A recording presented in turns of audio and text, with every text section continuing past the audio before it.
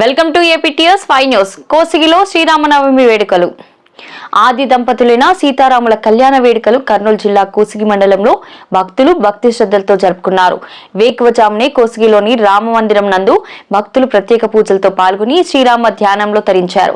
సీతారాముల పూజలలో పాల్గొని భక్తులకు ఆలయ పూజారులు స్వామివారి గొప్పతనాన్ని, శ్రీరామనవమి యొక్క మహత్యాన్ని వివరించి భర్త వెంటే కష్టాలను సహితం సహించి భర్తే సర్వస్వమని, పరాయి మగవాడి నీడ కూడా తన పైన పడకుండా శ్రీరామనామ ధ్యానంలో తరించిన సీతను ఆదర్శంగా శ్రీమూర్తులు స్వీకరించి భారతీయ సంస్కృతిలో గల భార్యాభర్తల బంధాన్ని గౌరవించాలని, అర్థం చేసుకునే బంధం ఉంటే అరణ్యంలో కూడా ఆనందంగా బతికిన సీతారాములు ఆది దంపతులుగా గుర్తించబడ్డారని పురాణాలు మనకు చెబుతున్నాయని, ఆది దంపతులైన శ్రీరామచంద్రుని సీతమ్మ తల్లిని సేవించి వివాహ బంధంలో ఉన్న కష్టాలను అధిగమించాలని పండితులు భక్తులకు తెలియజేశారు.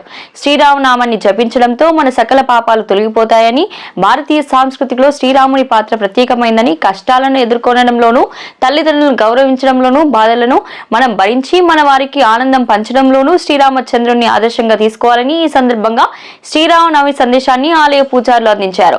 శ్రీరామనవమి నాడు అందించే పానకం సకల ఔషధాల సమ్మేళనమని, వేసవిలో శరీరానికి చలవ చేయడానికి వేద పండితులు ప్రారంభించిన ప్రసాదం మానవ శరీరానికి దివ్య ఔషధంగా పనిచేస్తుందని ఈ సందర్భంగా పండితులు తెలిపారు.